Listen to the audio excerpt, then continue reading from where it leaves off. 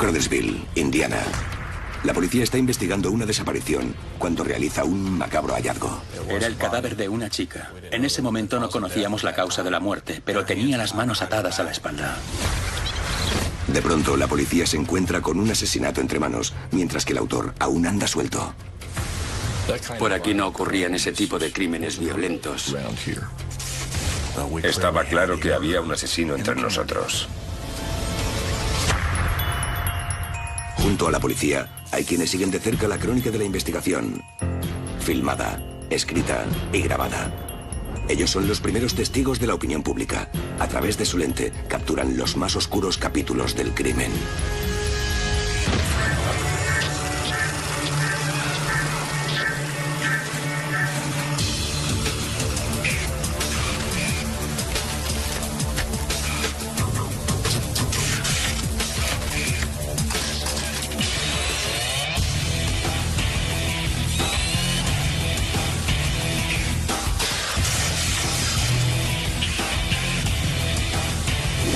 Informe criminal. El fumador asesino. Crothersville, en Indiana, es una localidad tranquila y pacífica en el corazón del medio oeste de los Estados Unidos. Su población, de solo 1.500 habitantes, trabaja duro en el campo y en las fábricas. Es una localidad bastante pequeña, como cualquier otro pueblo. Es tranquilo, todo el mundo se conoce. Es la región agrícola de Indiana. Discurren muchos arroyos y riachuelos por toda la zona. Hace muchos años que toda el área del condado de Jackson, en Indiana, disfruta de un bajo índice de delincuencia.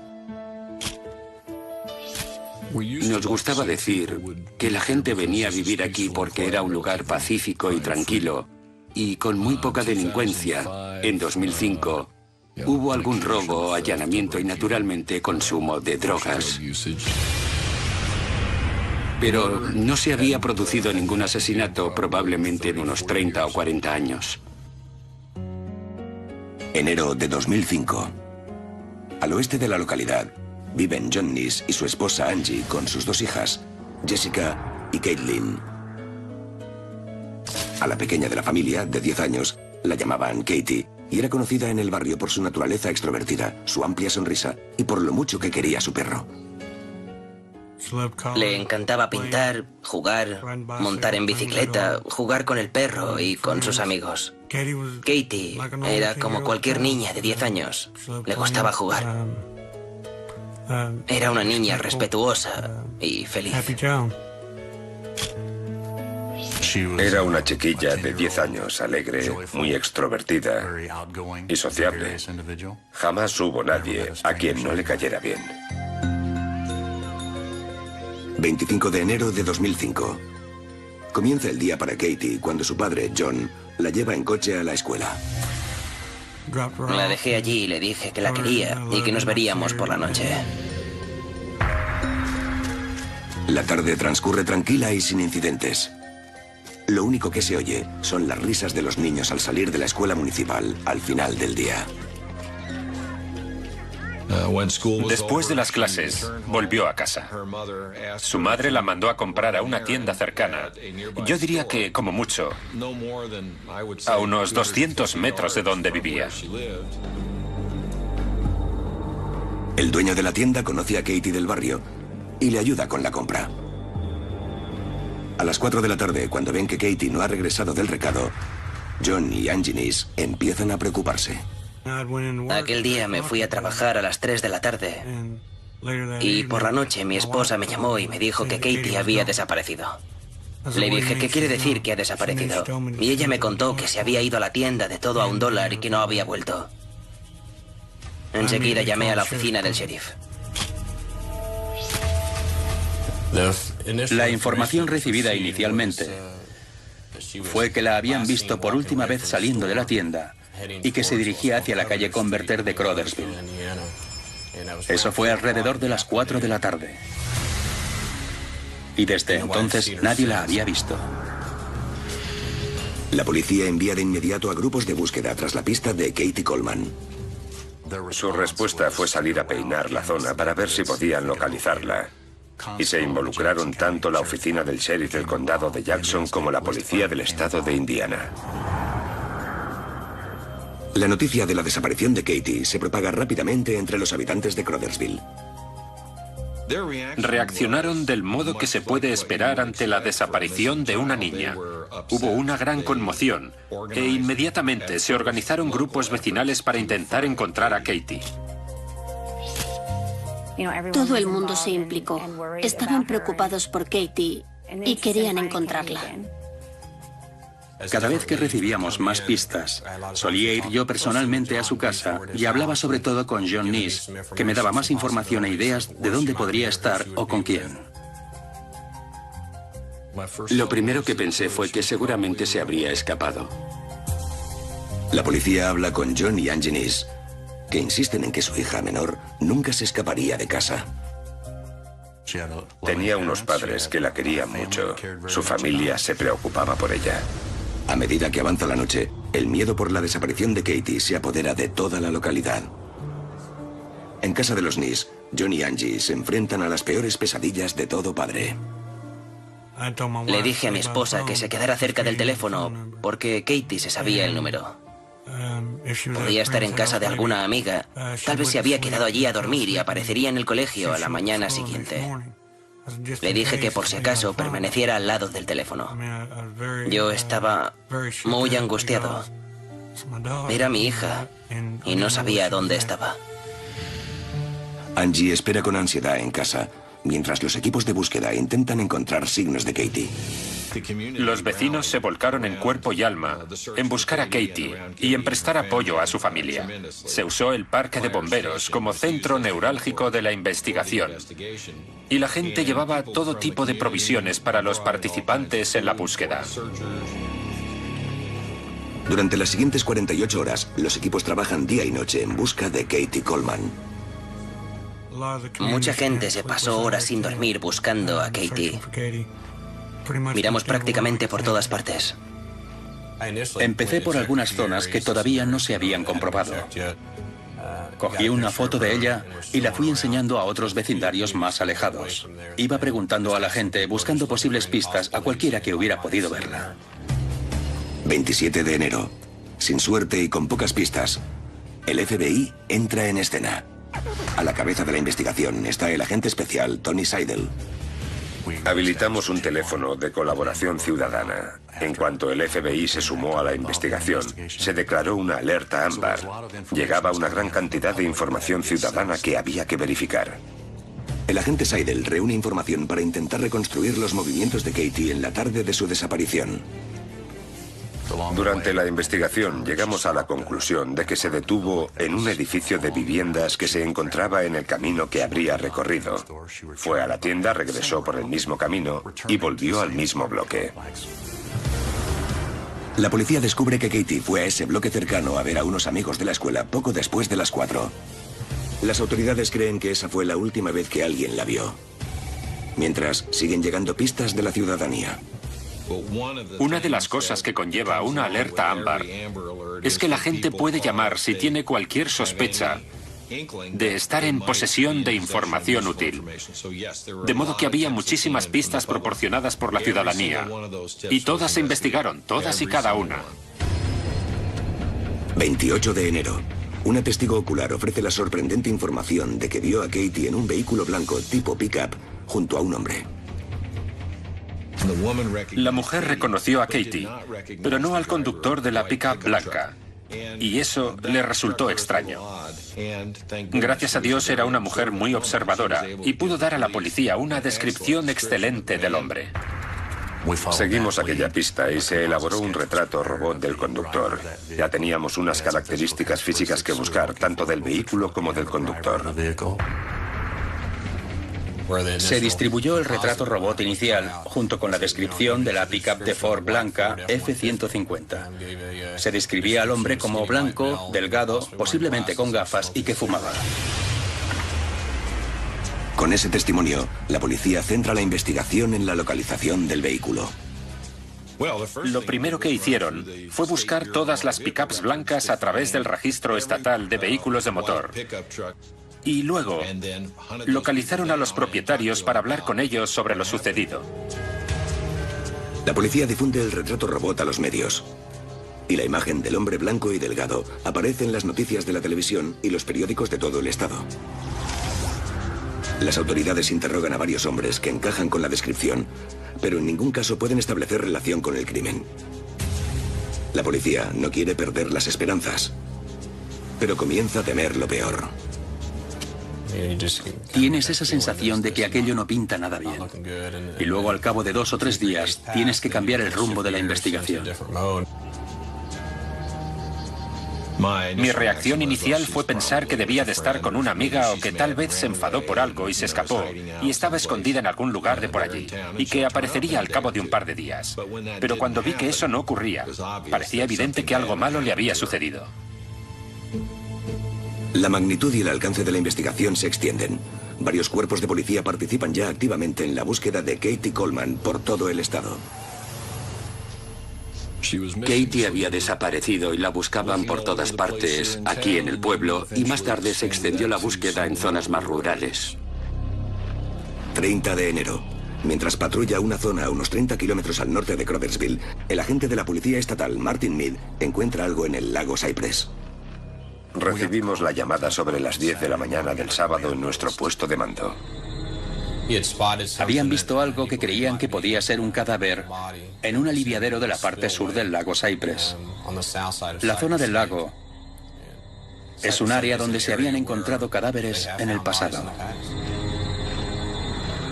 Lo que empieza como una inspección de rutina de la zona desemboca en el descubrimiento del asesinato más sobrecogedor que los habitantes de Crothersville han visto en más de 40 años.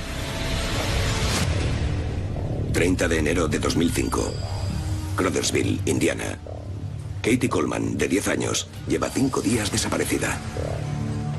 El FBI ha emitido una alerta ámbar, mientras que la policía local continúa trabajando sin cesar, siguiendo pistas y procesando información de la ciudadanía. Mientras patrulla una zona a unos 30 kilómetros al norte de Crothersville, el agente de la policía estatal, Martin Mead, encuentra algo en el lago Cypress. Las autoridades no tardan en llegar a la escena. Me acerqué a Marty y me señaló lo que estaba mirando. Era muy difícil de ver. La ropa del cadáver era similar a la que llevaba Katie. El cuerpo parecía tener su misma estatura. Según la descripción de cómo iba la última vez que se la vio, llevaba un abrigo de color azul claro. Y eso era lo que se veía en el agua. Cuando los buzos de la policía estatal se sumergieron en el agua y sacaron el cuerpo de Katie, se confirmó que era ella. Fue algo muy triste. Toda la gente que estaba ahí tenía los ojos empañados de lágrimas, yo incluido. El trágico descubrimiento del cadáver de Katie cierra un capítulo de la investigación con un crimen atroz y obliga a la policía a cambiar su enfoque. Hubo que dar un giro total y abrir una investigación por homicidio para averiguar quién había hecho aquello. Combatiendo el clima frío de enero, la policía trabaja de forma rápida y eficiente para preservar el área y documentar todos los elementos de la escena del crimen, tal y como se encuentran. Tenía una pequeña cámara con la que hice algunas fotos de la composición de la escena.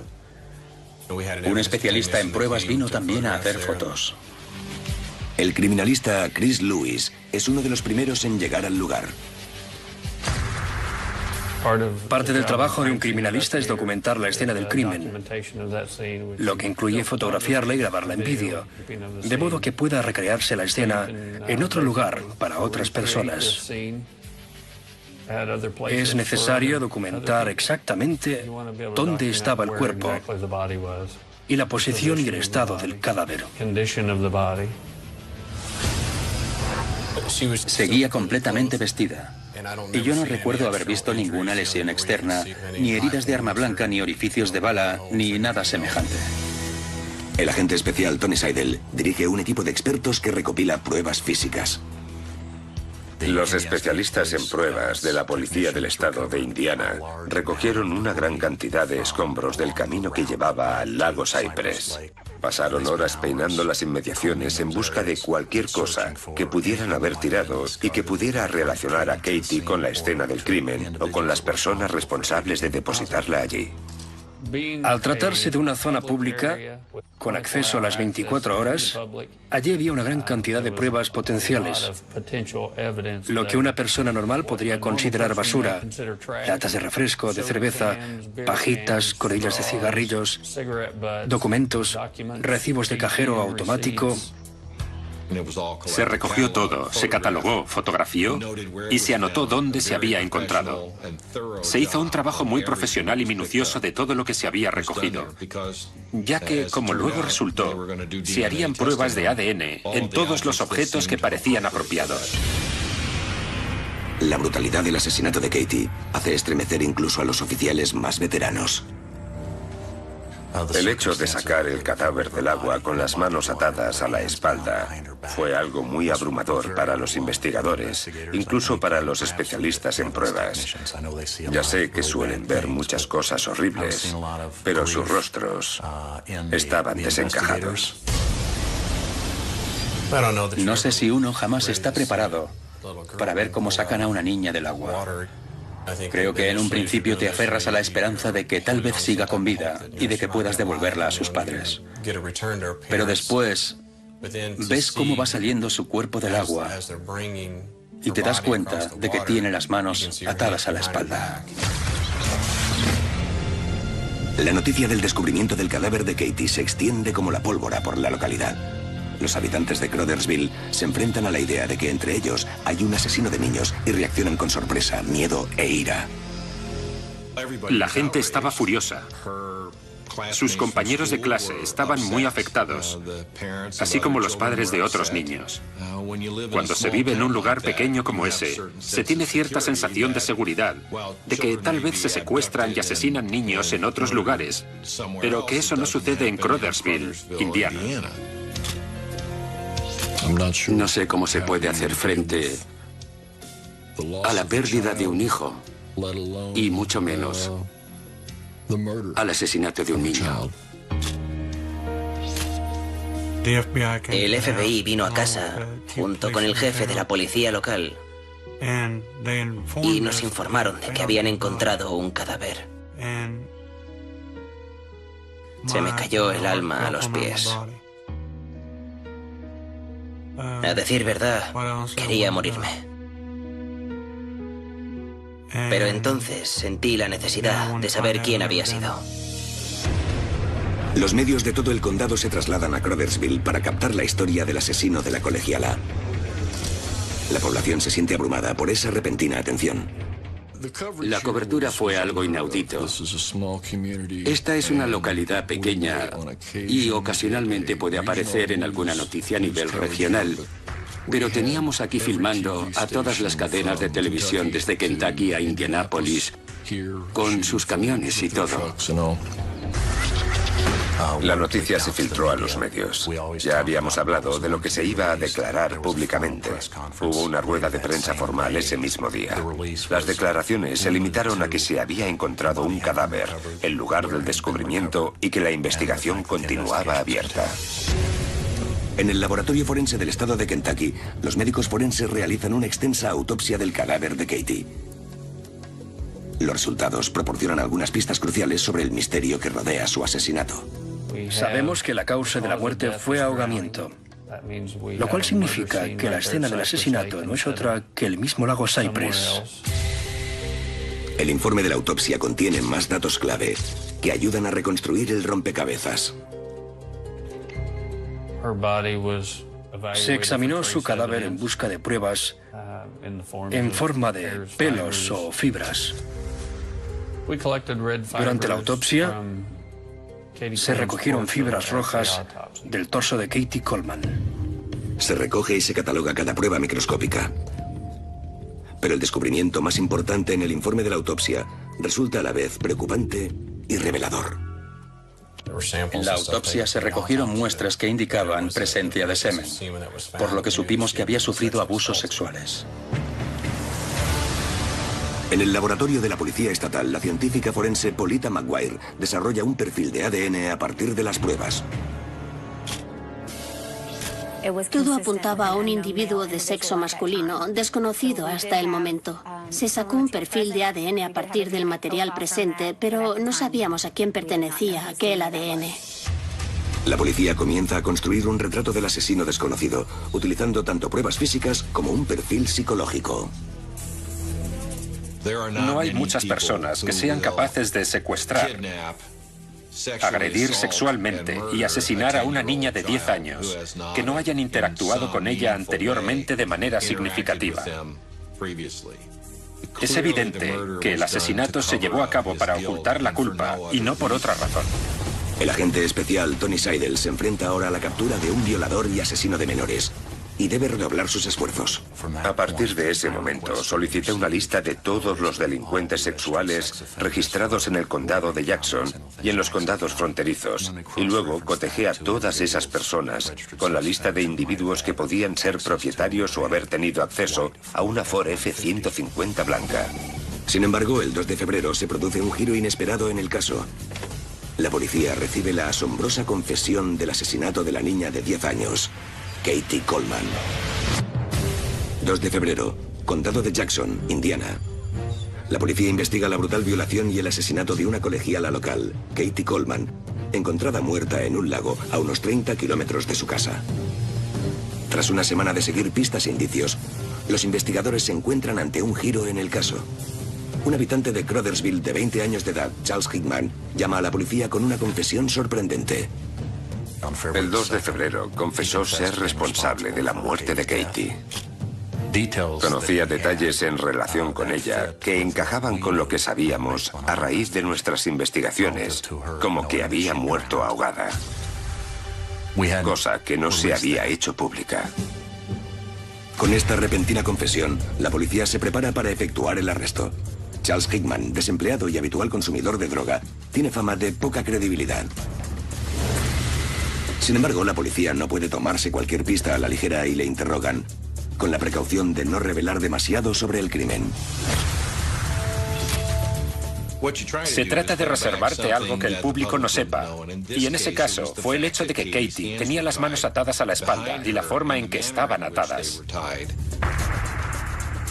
Nos contó cómo se había ahogado, dónde, las personas involucradas, e identificó el Ford F-150 blanco que se utilizó para trasladarla al lago Cypress. Él tenía una casa allí mismo, en la calle principal, no lejos de donde vivía Katie, por lo que sin duda la conocía. Examinamos la información y junto con varios agentes de policía solicitamos una audiencia preliminar para demostrar causa probable ante el juez Benz, quien emitió una orden de arresto y Chucky Hickman pasó a ser acusado. En el primero de varios interrogatorios, Hickman cuenta a la policía que en la tarde del 25 de enero, Katie Coleman fue testigo accidental de su consumo ilegal de drogas cuando regresaba a casa de la tienda. En el bloque de pisos que Katie había visitado, había por lo menos un implicado en la producción o la fabricación de metanfetamina y también en su consumo. Tal vez allí se tropezó con personas que consumían o producían metanfetamina y estas se alarmaron. Se entregó y confesó el asesinato, alegando que le habían llevado a Katie a su casa. Hickman cuenta a sus interrogadores que él y sus amigos le habían atado las manos a la espalda para intimidarla y que no fuera a la policía. Afirmó que la había llevado al lago Cypress esencialmente para asustarla. No recordaba si la niña había caído al lago o si él la había empujado accidentalmente. Y murió por esa causa. La versión de Hickman era que se había caído accidentalmente y se ahogó, lo cual encajaba con la forma en que apareció el cuerpo. La policía comienza a preparar el caso contra Charles Hickman, recopilando pruebas. Él frecuentaba el bloque de pisos donde sabemos que vieron a Katie por última vez, porque era amigo de unos vecinos de allí, uno de los cuales tenía una F-150 blanca. Pero a pesar de las pruebas de peso, los investigadores comienzan a cuestionar varias incoherencias en la confesión de Hickman. Algunas de las cosas que decía desde el principio no cuadraban. El retrato robot que se hizo poco después de la desaparición tampoco coincidía con Chucky Hickman. Creo que hubo cierta incredulidad porque todo el mundo conocía a Chucky. Había abandonado el instituto, no trabajaba, solo holgazaneaba por ahí. Lo más significativo es que el ADN del cadáver no coincide con la muestra de sangre que Hickman facilita. Es la prueba definitiva e innegable de su inocencia. La policía, frustrada, debe cambiar de nuevo el enfoque de la investigación. Cuando detuvimos a Hickman, pensamos que ya habíamos resuelto el caso. Sin embargo, resultó no ser así. Ni siquiera estábamos cerca. Nos había engañado. Por alguna razón que no alcanzo a entender, tal vez por el deseo precipitado de ver el caso resuelto, se entregó y confesó. Chucky Hickman se lo había inventado todo. Su confesión se basaba en lo que había leído en los periódicos y lo que había visto en la televisión. Ese era probablemente otro de los grandes interrogantes de toda esta tragedia. ¿Por qué confesar un asesinato que no se había cometido? Al final, a Charles Chucky Hickman se le levantan todos los cargos relacionados con el asesinato de Katie Coleman. La reacción entre los habitantes de Crothersville oscila entre el shock y la ira. Yo estaba fuera de mí. No podía creer que tuviéramos la confesión de una persona que había asesinado a una niña de 10 años y que luego te dijeran que no había sido él quien la había matado. El asesino de menores aún anda suelto y el terror sigue apoderándose de la pequeña localidad de Indiana. Todo el mundo empezó a vigilar más de cerca a sus hijos, porque se dieron cuenta de lo frágil que es la paz y de lo delgada que es la línea que separa la seguridad de sus hijos de una muerte brutal y sanguinaria. Con la presión de recuperar el tiempo perdido, las autoridades siguen investigando a los conductores de pickups blancas y procesando las pruebas recogidas en la escena del crimen. Analicé más de 300 pruebas. La cantidad real era abrumadora, porque habíamos tenido muchas pistas diferentes y que apuntaban en direcciones muy distintas. La prueba de ADN suele ser infalible, ya que no hay dos personas con el mismo ADN, a excepción de los gemelos idénticos. Los científicos forenses centran sus esfuerzos en los rastros de ADN de las colillas encontradas en la zona donde se descubrió el cadáver de Katie. Se recogieron 10 colillas de la escena del crimen. Nos plantearon que probáramos con el par más cercano al cuerpo de Katie. Pero la diferencia entre 2 y 10 colillas para un analista de ADN es mínima. Yo prefería analizarlas todas. Los resultados de una de ellas coincidían con el material seminal encontrado en el cuerpo de Katie. Y al final resultó ser una de las más alejadas de su cadáver. Ese fue un gran avance por varios motivos. Situaba a la persona que abusó de Katie en el lugar donde fue asesinada. Lo que no sabíamos era quién había cometido el crimen. El cigarrillo, cuyo ADN coincidía, es una marca poco habitual, que solo se vende en tiendas especializadas. Era una marca que yo no conocía. Hablé con otros investigadores y ellos tampoco. De modo que nos pusimos en contacto con el fabricante y averiguamos que tenía 4 distribuidores en la zona. Les informamos y les pedimos su colaboración. Me reuní con los responsables de las tiendas y les pedí que me llamaran si alguien pedía cigarrillos Roger. Poco después, recibí una llamada con el mensaje de que un hombre blanco había ido a la tienda y había comprado un cartón de Roger Light 100. Dijo que no pudo conseguir su nombre, pero que conducía una Ford blanca F-150 y nos dio el número de la matrícula. El agente Rob Simpson pide a la central que realice una comprobación de la matrícula. La matrícula pertenecía a Anthony Stockelman, anteriormente clasificado como persona de interés en el caso. Llamé a la central de operaciones, hablé con Tony y dijo, todo apunta a él, esto podría ser algo bueno. La policía centra ahora la investigación en Anthony Stockelman, un operario de fábrica de la localidad vecina de Seymour, Indiana. Tenía un vehículo blanco y su descripción coincidía con el retrato robot, por lo que fue una de las muchas personas de interés interrogadas al inicio de la investigación. En aquel momento, la esposa de Stockelman, padre de 39 años de edad, proporcionó una coartada sólida. El número de matrícula de su pickup blanca coincide, por lo que Anthony Stockelman se convierte en el sospechoso número 1 del asesinato de Katie Coleman. La policía se prepara para estrechar el cerco a su alrededor. Crothersville, Indiana. Las autoridades que investigan el asesinato de Katie Coleman están un paso más cerca de resolver el brutal crimen que ha tenido aterrorizada a esta tranquila localidad de Indiana durante semanas.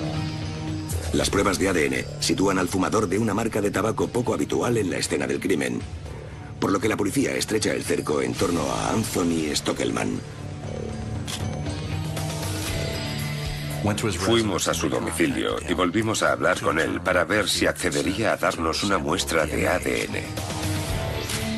Recuerdo acercarme a su casa con el coche para interrogarle y al llegar vi una Ford F-150 de color blanco. La descripción fue la de una vieja Ford Pickup blanca. Todo encajaba por completo con lo que nos había descrito inicialmente la testigo.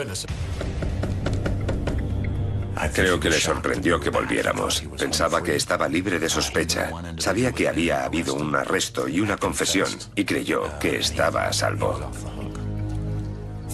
La policía interroga a Stockelman en su domicilio. Este insiste en su inocencia y repite la historia del primer interrogatorio, que cuenta por qué estaba en Crothersville cuando Katie desapareció. Dijo que se encontraba en aquel lugar, en particular, en el momento de la desaparición de Katie, porque estaba ayudando a un familiar a realizar una mudanza. Por eso su vehículo estaba allí. No ofreció ninguna otra información, salvo que hacía 8 o 10 años que no había ido al lago Cypress y que, por consiguiente, no podía ser responsable de la aparición del cuerpo de Katie allí. Stockelman ofrece voluntariamente una muestra de su ADN, prueba de su inocencia o implicación en el crimen. Se trataba de un homicidio de una niña de 10 años. Los resultados del ADN se pueden obtener en un par de días si solo se trabaja en eso. En aquel caso me empleé a fondo cada día que iba al laboratorio. La policía está a la expectativa de los resultados. Con tan solo los resultados del ADN, podrían ahorrarse meses de ardua investigación policial. La espera es tensa. La gente no puede entrar en el laboratorio de ADN, sino que aguarda fuera los resultados. Todos querían saber si habíamos resuelto el caso después de haberlo probado con 73 individuos. 2 días más tarde los llamé y dije, tenemos una coincidencia. Sentí un escalofrío cuando dijo, hemos atrapado a ese tipo. Solo por su aspecto ya sabías que era él. El agente Seidel contacta con el fiscal del condado, Stephen Pearson, para organizar la solicitud de arresto de Stockelman. Como prueba definitiva de su implicación en el asesinato, Seidel lleva a cabo un experimento con la colilla de la rara marca de tabaco encontrada en la escena del crimen. En un intento de desmentir la coartada de Stockelman, Tony Seidel llevó a cabo un experimento en el que expuso a la intemperie unas colillas en la misma zona y en la misma época del año. Yo ya sabía por el fabricante que solo se comercializaban en la zona desde hacía unos 5 años. También había llegado a la conclusión de que el cigarrillo no habría podido sobrevivir a la intemperie durante 8 o 10 años, que las colillas se habrían degradado hasta un extremo irrecuperable. Con la orden de arresto en la mano, la policía se prepara para detener a Anthony Stockelman. El agente estatal Rob Simpson y el agente especial del FBI, Tony Seidel, se dirigen al domicilio de Stockelman para arrestarle. Cuando llegamos, no había nadie en la casa.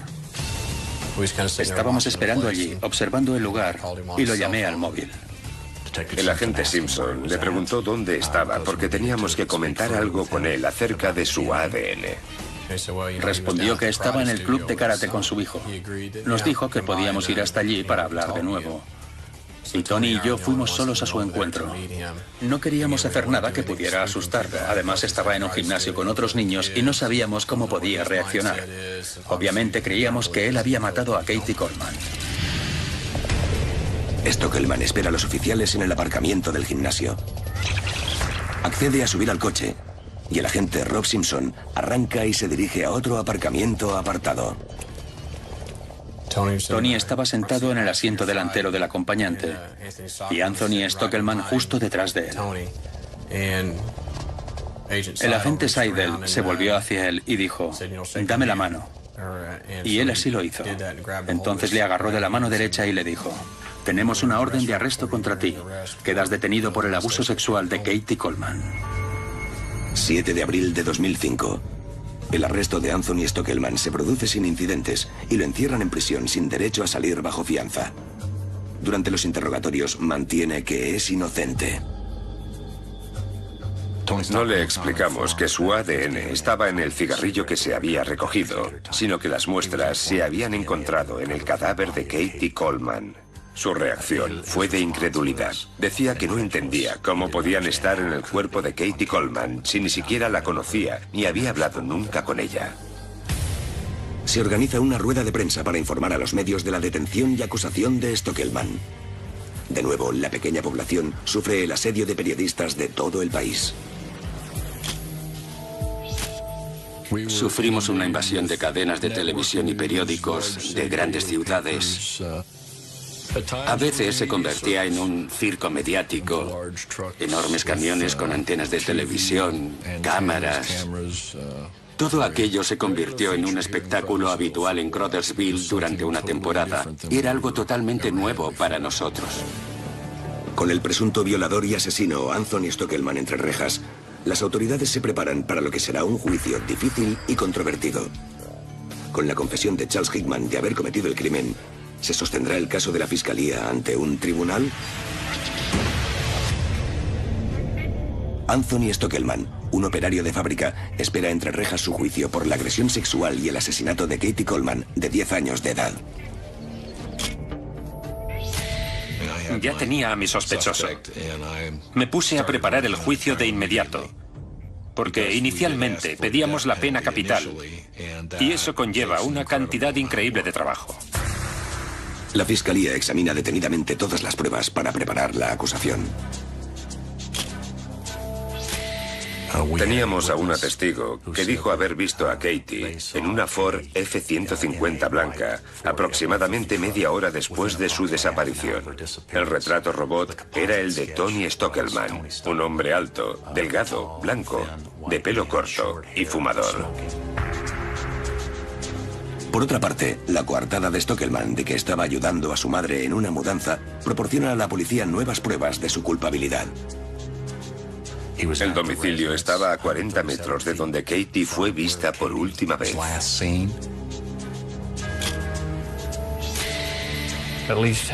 La policía conocía las características de varias fibras recogidas de la ropa y el cadáver de Katie Coleman, que coincidían con las de las fibras de color rojo de la alfombra del domicilio de la madre de Anthony Stockelman. Para mí, aquello sellaba el destino de Tony Stockelman. Lo que nos revelaba era que la agresión sexual ocurrió en las habitaciones del fondo, sobre esa alfombra roja. Pero la prueba definitiva era el ADN. Nunca había llevado un caso que dependiera tanto del ADN como aquel. Había 3 fuentes del mismo ADN. La muestra que se había tomado del propio Stockelman, el ADN de la colilla de cigarrillo y el del semen hallado en el cuerpo de Katie. A pesar de las pruebas contra Anthony Stockelman, la Fiscalía se enfrenta a varios retos. Cuando la policía interrogó por primera vez a Stockelman, su esposa proporcionó una coartada sólida. Al principio ella lo apoyó. Creo que lo dijo literalmente. Le apoyo al 100%. Sé que él no lo hizo.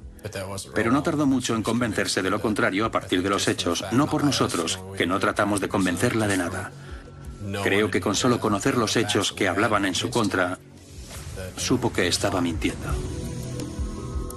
Pero el mayor reto es la confesión de Chucky Hickman. Estaba seguro de que la defensa señalaría con el dedo a Chucky Hickman y diría, él lo confesó, fue él quien lo hizo, ignoren las pruebas de ADN. Chucky Hickman es el asesino. ¿Por qué acusan a mi cliente? El fiscal Pearson tiene una enorme tarea por delante. No solo debe ofrecer una prueba satisfactoria de la culpabilidad de Stockelman, sino también convencer al jurado de la inocencia de Hickman. Pero tras meses de negociaciones, el caso no llega a juicio. Por consejo de sus abogados, Stockelman acepta un acuerdo. Se declaró culpable a cambio de la perpetua sin derecho a libertad condicional, en lugar de la pena de muerte. 20 de abril de 2006. Es el día en que se dictará sentencia a Stockelman. El ambiente en la sala atestada de gente es tenso, mientras los asistentes esperan a que se dé inicio al proceso. La sala estaba llena de familiares, amigos, vecinos y autoridades que tenían un gran interés en aquella investigación. La carga emocional era muy alta para todo el público presente en la sala y para todos aquellos que testificaron, porque se trataba de la culminación de meses de trabajo. Anthony Stockelman comparece en la sala abarrotada. La multitud calla y se inclina para ver mejor al presunto asesino de niñas. Todo el mundo mantuvo cierta calma durante el proceso, lo cual creo que debe ser muy difícil si consideramos que en la misma sala está la persona que se llevó a tu hija. Se mostraba muy estoico, impasible, parecía indiferente, incluso aburrido. Cuando entró en la sala, recuerdo que alguien gritó, ¿por qué lo hiciste, Tony? Era su esposa, pero él nunca respondió por qué. Y creo que a día de hoy todo el mundo sigue preguntándose lo mismo. Tras una exposición exhaustiva de los hechos, el juez Benz, presidente del tribunal, escucha al testigo presentado por la acusación, el padre de Katie, John Nice. Simplemente le dije al juez, pretenden presentar a los hijos de Anthony como las mayores víctimas de todo este calvario. Permítame discrepar. En realidad son los mayores beneficiados, ya que no tienen que pasarse la vida preguntándose si su padre los va a maltratar. Al final, la mayor víctima ha resultado ser Katie, porque ella lo ha pagado con la vida. Tras escuchar todas las pruebas y testimonios, el juez Benz pronuncia la sentencia. La condena a Stockelman fue perpetua, sin posibilidad de libertad condicional por el asesinato de Katie Coleman y creo que 30 años por abuso de menores. La población reacciona rápidamente ante la sentencia. Hay algunas personas aquí y en otros lugares que piensan que, por el crimen que cometió contra una niña de 10 años, tendría que haber sido condenado a muerte. Sin embargo, yo opino que a veces hay cosas peores que la muerte. Como abusador de menores declarado, dentro de la cárcel existe algo llamado justicia penitenciaria. Es rápida, es habitual y no hay un tribunal de apelaciones. La ciudadanía está a salvo. El señor Stockelman no va a salir. Y la familia Nice está en paz. Su vida en el mundo libre se acabó. No puede salir ni volver a hacer daño a ningún otro niño. Está acabado. Anthony Stockelman pasará el resto de su vida entre rejas, sin posibilidad de libertad condicional. Para muchos, la vida en esta tranquila localidad de Indiana nunca volverá a ser igual. Habíamos tenido asesinatos, pero eran muy poco frecuentes y concernían adultos. Aquello le ocurrió a una niña de 10 años. Y eso implicaba algo diferente, algo más profundo. Nos habían despojado de otra capa de inocencia que solo podíamos reclamar. El caso de Katie Coleman, la alegre pequeña de amplia sonrisa y espíritu generoso, ha dejado una huella duradera en todos los implicados. Cada vez que paso cerca de ese lago, todo me vuelve a la mente. Y paso por ahí muy a menudo. Fue un caso muy duro. Lo que más destaca de aquel caso y que llevo todos los días conmigo es la fuerza de la comunidad. La familia sigue siendo una parte importante de ella y creo que aquello la hizo más fuerte. Katie sigue aquí. Es decir, tal vez no físicamente, pero sí en espíritu. En todo momento está justo aquí.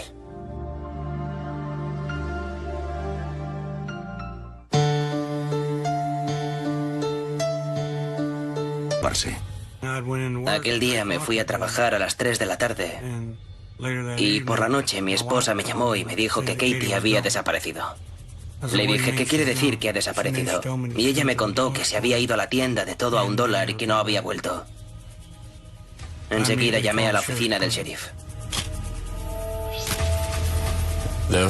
La información recibida inicialmente fue que la habían visto por última vez saliendo de la tienda y que se dirigía hacia la calle Converter de Crothersville.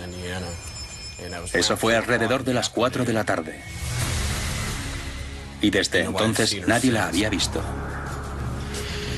La policía envía de inmediato a grupos de búsqueda tras la pista de Katie Coleman. Su respuesta fue salir a peinar la zona para ver si podían localizarla. Y se involucraron tanto la oficina del sheriff del condado de Jackson como la policía del estado de Indiana. La noticia de la desaparición de Katie se propaga rápidamente entre los habitantes de Crothersville. Reaccionaron del modo que se puede esperar ante la desaparición de una niña. Hubo una gran conmoción e inmediatamente se organizaron grupos vecinales para intentar encontrar a Katie. Todo el mundo se implicó. Estaban preocupados por Katie y querían encontrarla. Cada vez que recibíamos más pistas, solía ir yo personalmente a su casa y hablaba sobre todo con John Neese, que me daba más información e ideas de dónde podría estar o con quién. Lo primero que pensé fue que seguramente se habría escapado. La policía habla con John y Angie Neese, que insisten en que su hija menor nunca se escaparía de casa. Tenía unos padres que la querían mucho. Su familia se preocupaba por ella. A medida que avanza la noche, el miedo por la desaparición de Katie se apodera de toda la localidad. En casa de los Neese, John y Angie se enfrentan a las peores... Crothersville, Indiana. La policía está investigando una desaparición cuando realiza un macabro hallazgo. Era el cadáver de una chica. En ese momento no conocíamos la causa de la muerte, pero tenía las manos atadas a la espalda. De pronto, la policía se encuentra con un asesinato entre manos, mientras que el autor aún anda suelto. Por aquí no ocurrían ese tipo de crímenes violentos. Estaba claro que había un asesino entre nosotros. Junto a la policía, hay quienes siguen de cerca la crónica de la investigación. Filmada, escrita y grabada. Ellos son los primeros testigos de la opinión pública. A través de su lente, capturan los más oscuros capítulos del crimen.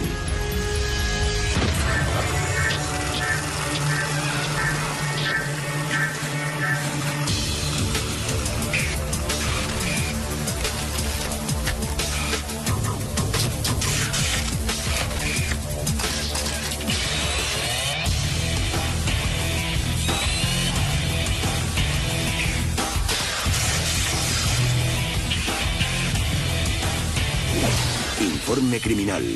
El fumador asesino.